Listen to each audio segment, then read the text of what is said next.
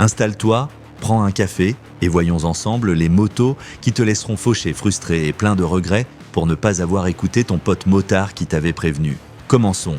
Numéro 1, la Honda Fury, le chopper qui a oublié qu'il était une Honda. Franchement, chaque fois que je vois quelqu'un acheter cette moto, en pensant avoir trouvé un custom à prix cassé, je lève les yeux au ciel.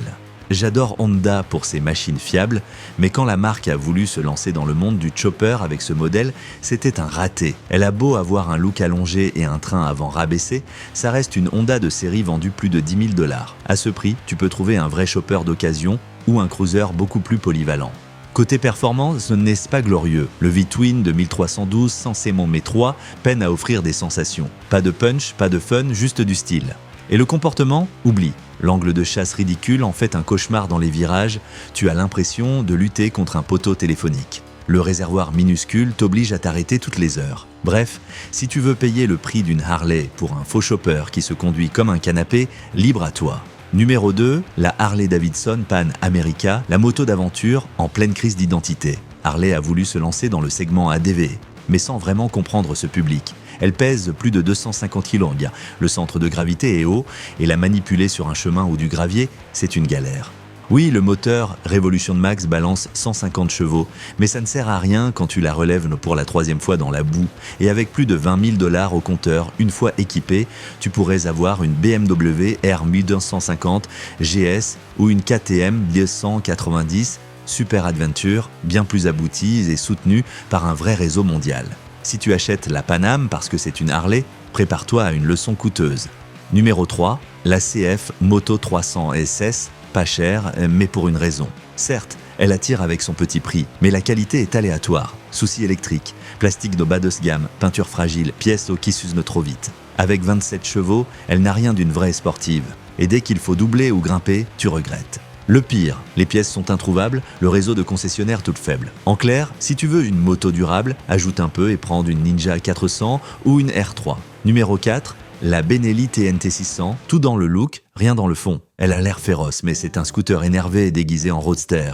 Benelli n'est plus la marque italienne d'autrefois. Production délocalisée, finition discutable, 500 livres sur la balance pour à peine 80 chevaux. Lourde, molle, peu réactive, et les pièces sont rares, à éviter. Numéro 5, la Kawasaki Vulcan S, la moto qui ne sait pas ce qu'elle veut être. Moteur de Ninja 650, dans un corps de cruiser, position étrange, vibration, inconfort, poids excessif. Elle n'est ni sportive, ni vraiment custom.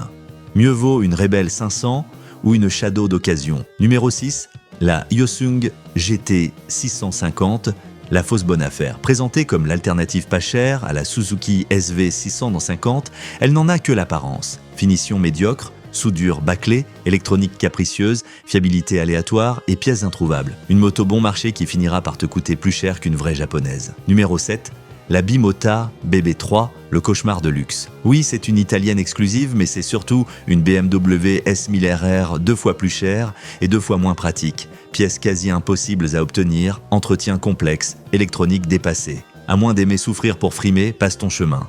Numéro 8, la Triumph Rocket 3, parce que plus gros ne veut pas dire mieux. Son moteur de 2,5 L est monstrueux, mais la moto pèse près de 327 kg. À basse vitesse, c'est une enclume. Trop puissante, trop lourde, trop chère à entretenir. À réserver à ceux qui savent exactement ce qu'ils font. Numéro 9, la Ducati Diavel, le prix de la différence. À mi-chemin entre cruiser et sportive, elle n'excelle dans aucun rôle. Lourde, inconfortable, exigeante en entretien, pneus ruineux, service hors de prix. Tu veux un power cruiser? Prends un VMAX ou un Fat Bob numéro 10, la SSR Rascal 125, le clone de Grom que personne ne voulait. Copie bas de gamme, finition fragile, moteur incertain, pièces introuvables. C'est une mini-moto jetable. Mieux vaut une vraie Honda Grom ou une Z125 d'occasion. Numéro 11, la Yamaha Bolt, la fausse alternative à Harley. Un moteur 950 ans, c'est un délai 3 anémique, suspension dure, confort médiocre et prix trop élevé pour ce que c'est. Tu finis par payer autant qu'une Harley sans le prestige ni la valeur de revente. Numéro 12, la Suzuki Boulevard C50, le cruiser moyen que personne n'a demandé. Lourde, peu puissante, conduite molle, frein faible, design daté, elle a tout d'un téléphone à clapper dans un monde de smartphones. Pour un cruiser fiable et moderne, choisis plutôt une V-Star 950 ou une Vulcan 900. En résumé, beaucoup de ces motos sont achetées pour de mauvaises raisons. Le style, le prix, la whip.